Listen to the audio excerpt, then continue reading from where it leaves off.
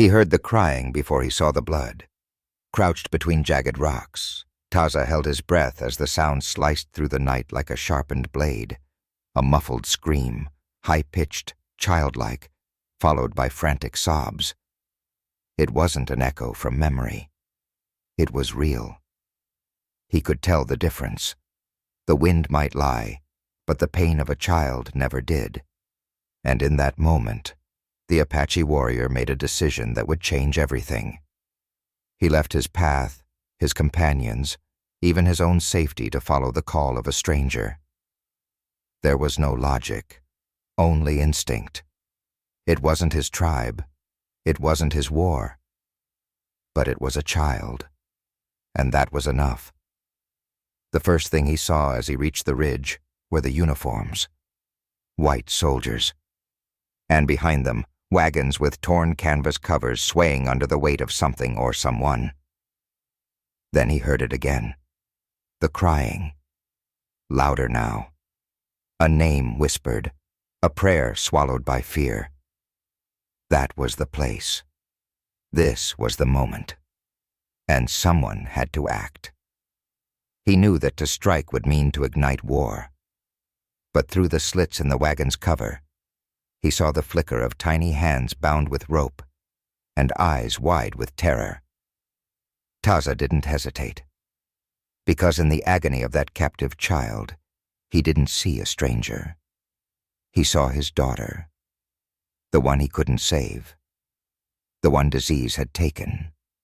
And that night, he swore, no other child would be abandoned to silence again. Taza moved like a shadow down the slope. His feet kissed the earth with reverence, with precision. The moon lit only slivers of the path, but he knew it well. Every stone, every echo. He crouched behind a boulder, eyes scanning the soldiers' movements. 3 were near the fire. 1 was patrolling, and another, slouched against a wagon wheel, seemed half asleep. Easy targets, but he didn't seek blood. He sought life. The blade at his side, bone-handled and wrapped in deerskin, had only been drawn for justice. Tonight, it would be used for mercy. He closed his eyes briefly and whispered the words his ancestors taught him. Let my hands be silent. Let my heart be fire. Then he opened them and became the wind. The first guard didn't even cry out. A strike to the throat.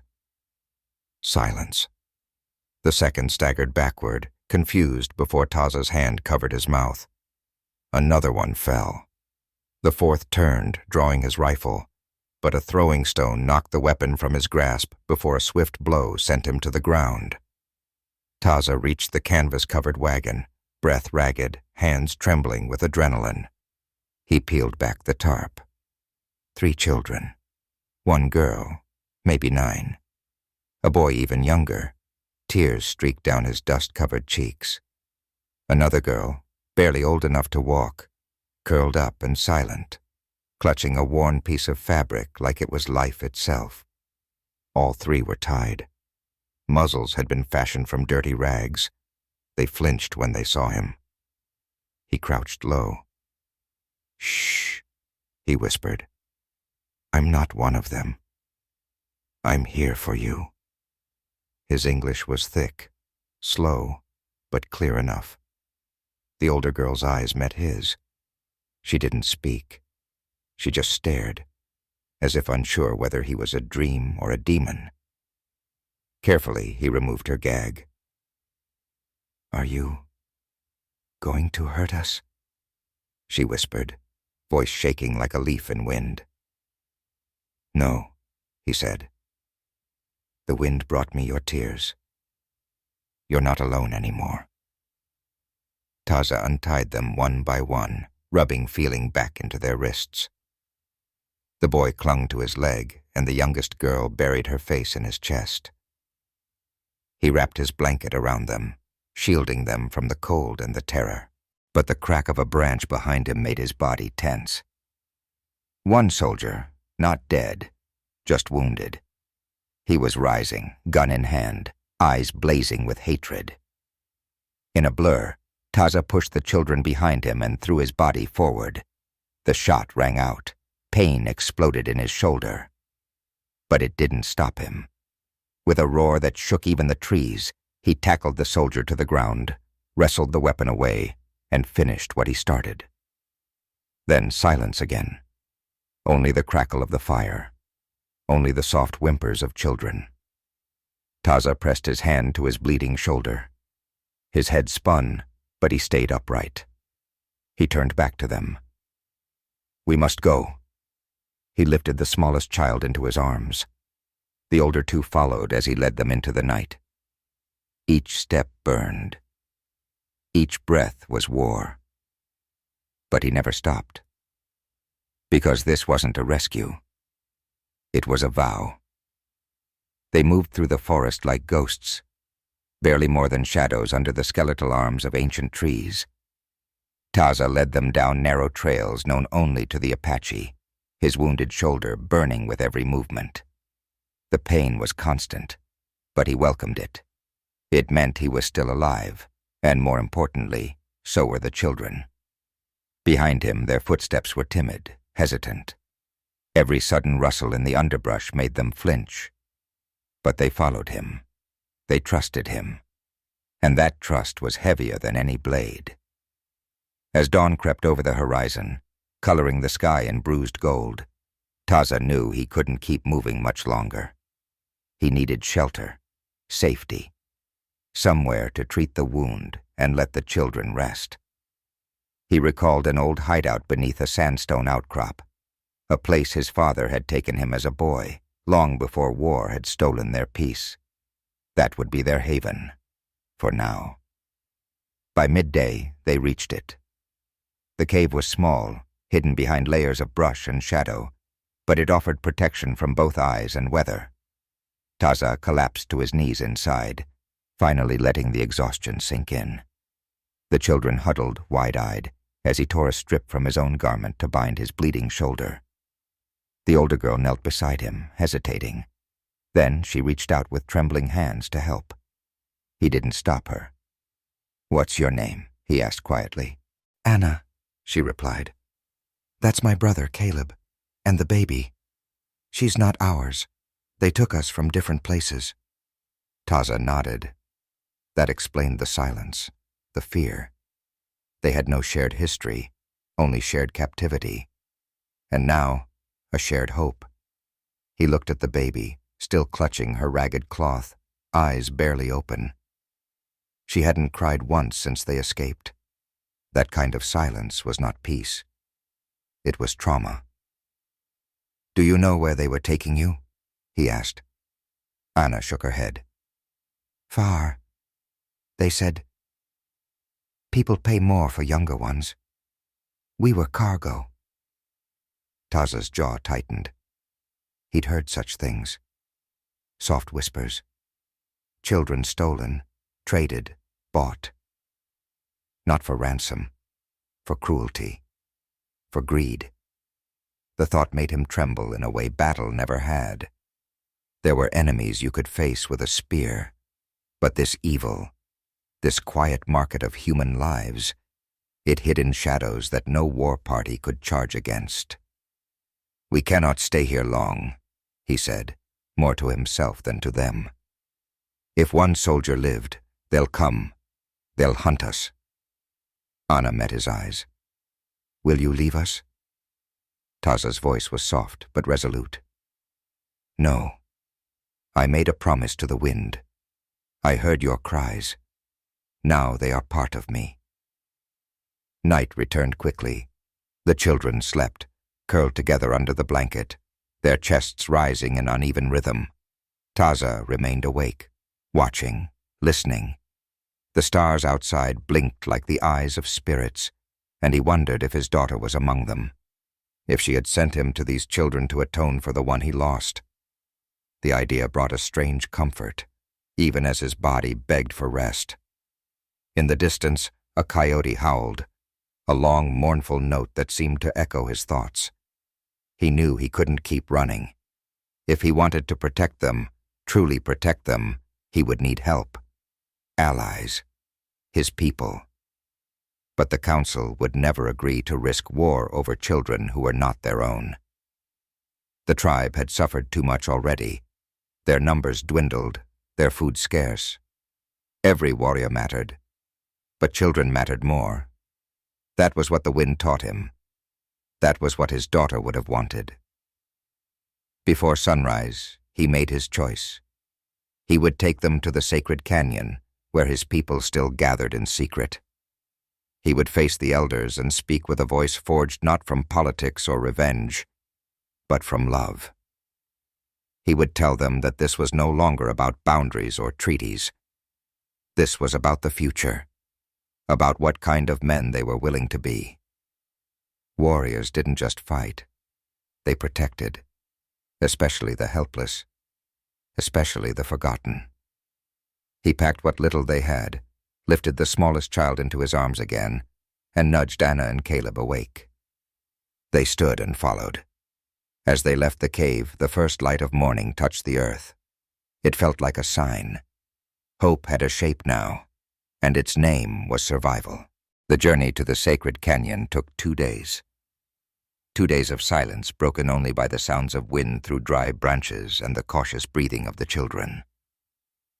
Taza walked ahead, wounded but unyielding, carrying the baby in his arms, while Anna and Caleb followed close behind.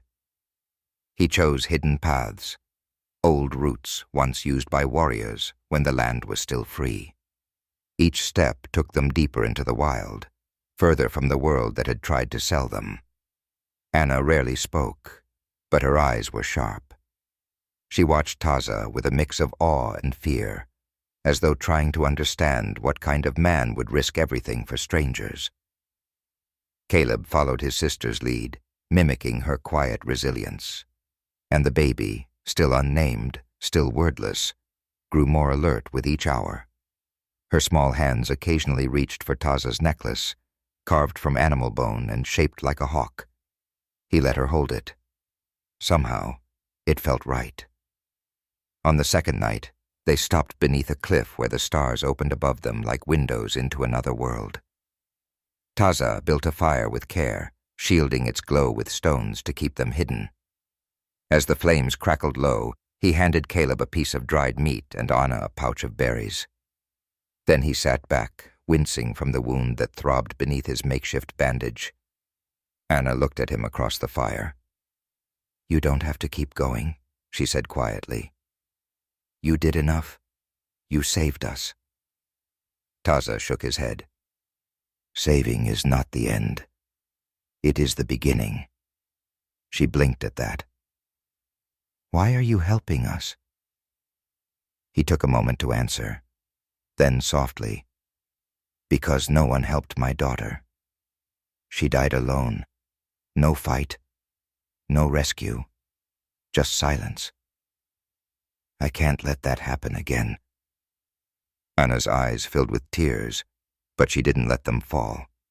Instead, she reached into her coat and pulled out a tiny wooden horse, worn and splintered. "My mother gave me this, before they took me. She said someone would come." I didn't believe her. Taza leaned closer. "Mothers know, even when the world forgets." That night, as the fire turned to embers and the children slept in blankets, Taza sat awake, watching the stars. His mind was a storm. What would the council say when they saw him bring 3 white children into their sacred grounds?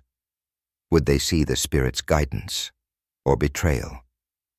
He was not a chief, not even a full elder. He had no power to command warriors, only his truth, only his pain. The sacred canyon waited beyond the next ridge, its entrance hidden behind a curtain of fallen stone. Only those who belonged could find it. At dawn, Taza led them through it. The path narrowed, the shadows deepened, and the sound of running water echoed in the distance. Then, like stepping through time, they emerged into a hidden valley, lush, untouched and brimming with life. Dozens of shelters made from hide and bark circled a central fire. Warriors trained with spears under the morning sun. Women tended to food and clothing. Children laughed as they played near the stream. But all movement stopped the moment they saw him. A warrior, bloodied, limping, with 3 white children at his side. A ripple of silence passed through the valley like a gust of wind. From the main shelter, a tall man emerged. Gray streaked his long black hair, and his chest bore the tattoos of battles long past. This was Nyende, one of the last great chiefs of their people, and Taza's uncle by blood. His eyes narrowed as he stepped forward, surveying the strange procession before him. "Taza," he said, voice like gravel, "why have you brought this into our home?" Taza lowered the baby from his arms and took a step forward. "Because the wind cried out, and I answered." Murmurs rose among the people. Some whispered prayers. Others looked at the children with suspicion, even hostility. Nyende raised a hand, silencing them. "Speak," the chief said. "And speak true." Taza drew a deep breath. His shoulder ached, his throat dry, but his voice held steady. "These children were taken by soldiers, meant to be sold, traded like horses. I heard their cries in the night and freed them." "They are not ours," a woman called out. "Not our burden." "They are not the enemy," Taza answered, his gaze never leaving Nyende. "They are the wounded. And if we only protect our own, we will become like those who steal and destroy." Silence again. Nyende studied the children. Anna clung to Caleb. The baby clutched the hawk necklace like a lifeline. Something in the chief's face shifted, just slightly. "You risked everything," Nyende said, "and you brought a storm to our door." Taza nodded. "I would do it again." The old chief turned his gaze to the warriors now gathering behind him. Their faces were unreadable, hardened by survival, trained to distrust. For a long time, no one moved. Then, slowly, Nyende stepped aside. "Come, let the old spirits decide what must be done." Taza did not hesitate to follow. Taza entered the sacred circle with measured steps. The children walked behind him, silent and small beneath the gaze of 100 watchful eyes. The canyon walls rose, etched with ancient symbols. This was not just a place. It was a trial. Everyone knew it. The council of elders waited at the far end, seated in a half-moon formation before the ceremonial fire. Their faces were painted with ash and ochre, and their eyes bore the weight of generations. Nyende stood to one side, arms crossed, unreadable. Taza stopped at the edge of the fire and placed the smallest child on the ground beside him. Anna and Caleb stood close together, hands linked. No one had told them what to do. Judged. An elder leaned forward. Her hair was silver and woven with feathers. Her name was Sani, the oldest among them.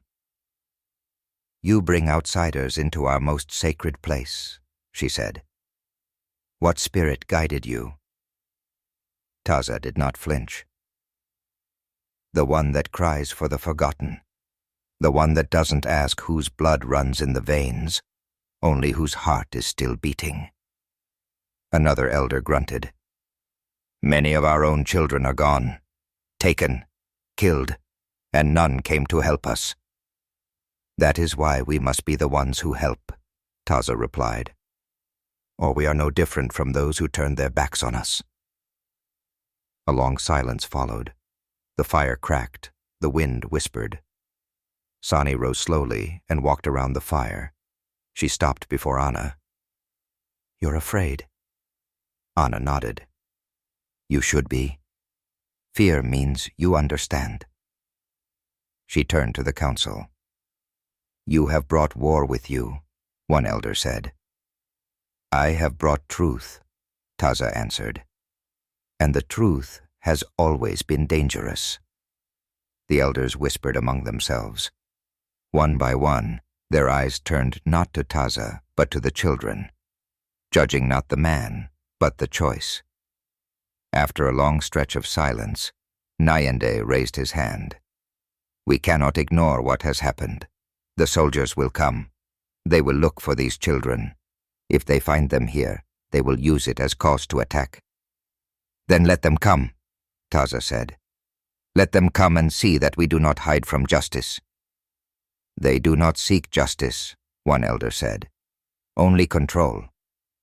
Then let them fear what they cannot control. The fire flared high for a moment. Murmurs spread. A child in the crowd stepped forward. A boy of about 7. His face was painted in blue for mourning. My sister was taken last winter, he said. No one came for her. He looked at Anna. I don't want her to be alone too.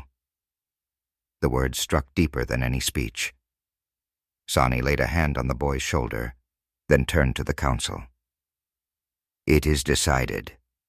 They will stay, not as guests, but as part of us. The words lingered, final. Some looked away, some nodded. No one objected. Still the fire burned.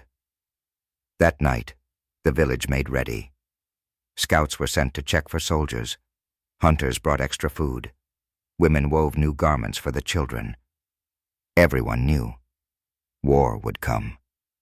Maybe not tomorrow or next week, but soon. The presence of these children had shifted the world's balance, and the warriors of the sacred canyon would not wait to be swallowed. Taza sat with Nyende. You disobeyed me, the chief said. I followed the wind. The old chief looked to the gathering warriors. The old ways are breaking. We must decide what to carry forward and what to let die. I will carry the children, Taza said. That is my answer. And Nyende, after a long pause, nodded. Later that evening, Anna stood at the edge of the camp, staring out at the stars. Taza approached her. She didn't turn, but spoke. Do you think they'll come for us? Yes, he said, but we won't let them take you again. Why do they hate us? He was silent before he answered. Because hate is easier than understanding. Because fear blinds. Some hearts forget how to be human. Anna looked up at him. You remember? I do, he said. I remember what it means to protect, not conquer. She hesitated, then reached out and took his hand. Small, trembling, but it held. A drum echoed from deep in the canyon. Not for joy, but preparation. A call to all, warrior, elder, child. The rhythm echoed like a second heartbeat. Taza could feel it. The story shifting, not ending but beginning again. A chapter written not in silence, but voices. In children's laughter that would no longer be stolen. A fight born not of hate, but love. He spoke to the night. For our children we will fight. We will. They came at dawn. The scouts had seen the dust rising in the distance the night before, but no one expected how many. Dozens of riders in military blue, rifles flashing in cold light. Their banners whipped in the wind, arrogant symbols of conquest. At the canyon's entrance, the warriors of the tribe stood in silence. No cries, no songs, only stillness, an answer. Taza stood at the front, shoulder wrapped in fresh bandages, a spear in one hand. At his side stood Anna, her face pale but firm. Caleb held her hand, and behind them the women and elders had formed a protective wall around the youngest, including the baby swaddled in cloth. Nyende stepped forward when the lead soldier, a man with silver hair and a scar down his cheek, rode up to the barrier. "You are harboring stolen property," the soldier barked. "Hand over the children and no blood needs to be spilled." Nyende didn't blink. "They are not property." "They were taken from a military convoy. That's a federal crime." "They were rescued," Taza said, stepping forward. "And if you want to take them back, you'll have to step over our bones." The soldier sneered. "This is not your fight, savage." Taza's voice dropped lower. "Every child is my fight." Behind him, Anna stepped closer. "You didn't protect us. You sold us." That made the soldier's jaw clench. "Children don't belong here. They belong to the system. They belong where they're loved," Nyende said. "And here, they are." The soldier raised his hand. A signal. In that breathless moment, everything stopped. The warriors gripped their spears. The women shielded the children. And for one eternal second, the wind held its breath. Then, chaos. Gunfire cracked like thunder. Dust exploded. But the warriors did not break. They moved like water, flowing between boulders, arrows flying with deadly precision. Taza fought not like a soldier, but like a storm. He moved with purpose, not rage. Every strike, every step was measured. Anna and Caleb were pulled back by the women, the baby shielded in blankets. Taza's spear broke against a rifle butt. He drew his knife and dove into the fray, not to kill, but to hold the line. Around him, warriors fell. Soldiers screamed. Horses reared. And in the middle of it, amid smoke and shouts, stood Nyende, roaring commands in the old tongue, his voice rising above. But they were outnumbered. Slowly the soldiers began to encroach. Taza felt it, the ground slipping beneath them. They wouldn't survive a prolonged fight. He saw a soldier breaking through the perimeter, heading for the cave where the children were hidden. He ran. The pain in his body was a distant echo. Only the children filled his mind. He caught up just as the soldier raised his rifle toward the entrance. Taza moved without thinking. The shot rang out. Everything went silent. Time froze. The soldier was tackled by another warrior, but Taza was already falling, his body hitting the earth. From the cave, Anna screamed. She ran out before anyone could stop her, falling to her knees beside him. "Taza!" she cried, shaking him. "No, no, please." He looked at her, blood staining the dust, but he smiled. "You're safe," he whispered. "That's what matters." Behind them, the battle was shifting. The soldiers, disoriented by the tribe's tactics, began to retreat.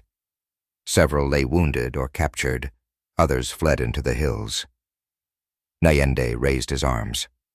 "Enough!" The warriors held. They didn't pursue. They stood in silence as the invaders retreated.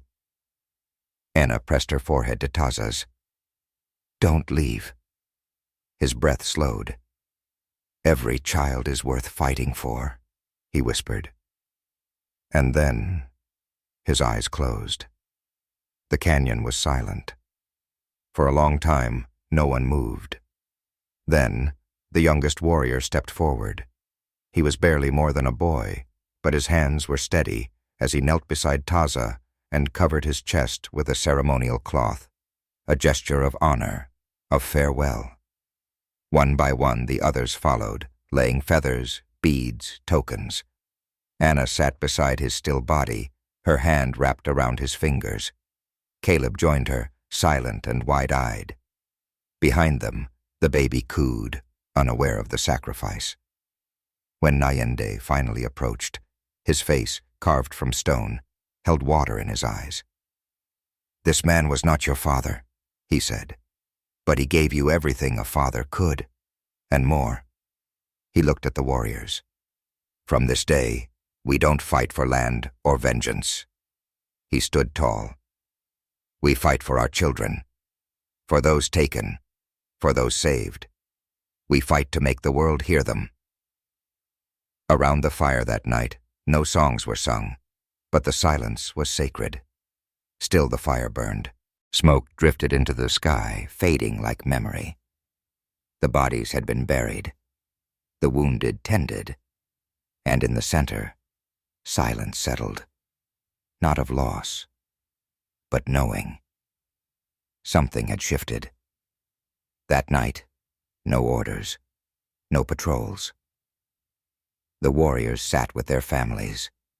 They sharpened blades in rhythm, not for war, but remembrance. Children played with arrows. Old men told stories by the fire. And beneath the shade of the cliff, Anna sat beside a smooth stone. She carved it, letter by letter. It wasn't perfect, but it was his. Caleb brought her water in a wooden bowl. He didn't speak. He sat beside her, legs crossed. Other children gathered, orphans, survivors, some still learning their names. Anna picked up a stick and drew in the dirt. Not pictures of pain or fire. She drew a bird, wings open, a girl on its back, another bird, then another. Voices rose, laughing, the sound of wood splitting, hooves pacing, life. The council now sat among the people. For once the children weren't shooed from the fire. Nyende wore no paint, his hair loose in the wind. When he passed Anna and Caleb, he nodded. In his eyes was something new, peace. That night, stars like frozen embers. Someone began to hum, a melody older than memory. Others joined, quiet at first, then strong. Anna stood. She didn't know the words, but felt them. She stepped forward, lips moving with the rhythm. Her arms lifted like wings. The tribe watched. Behind them, the boy with sad eyes stepped forward and joined her. Then another. Then two. What rose that night wasn't ceremony. It wasn't performance. It was the voice of something deeper than blood or tradition. Taza's spirit was there, not as a ghost, but in movement, in the echo of drums never struck, in the way Anna lifted her chin to the stars and dared the night to forget her, and the night did not. After the fire burned low, Anna and Caleb sat at the canyon's edge, feet dangling into dark. "I'm not afraid anymore," Caleb whispered. Anna leaned on his shoulder. "Me neither." "Do you think they'll come again?" She was quiet. "If they do," she said, "we'll be ready." The wind sighed. Down in the valley, elders told stories of a warrior who stood against the machine, not with hate, but love. A man who caught a bullet so children could run, who showed them blood was less sacred than choice. They lived in footsteps, in beads passed between fingers, in children who ran and laughed without flinching at every shadow. As the days passed, seasons shifted like breath. Snow melted into streams, whispering old songs. Buds appeared on blackened trees. Life returned. In the hills, wildflowers grew where horses had bled. Anna walked the upper ridges. Behind her, Caleb followed, sometimes asking, sometimes silent. He left an eagle at Taza's stone, not to mourn, to thank. One evening, a stranger approached the canyon. A woman dressed in dust and silence, eyes tired, arms cradling two children. No one asked why she came. Anna opened her arms. The woman wept. The tribe closed around them. That night, new names were given, not to erase, but to welcome. Nyende added a log to the fire, said nothing. Later, Anna walked alone to the river. She knelt and touched the water, where Ayasha once cried and Taza heard. "Still listening?" she asked. A gust passed. Leaves rustled. Water moved, and something inside her settled. There would be more battles. But tonight they had peace. Peace roots into bone. Under stars, Anna whispered a vow. We will never go back. The canyon heard and agreed.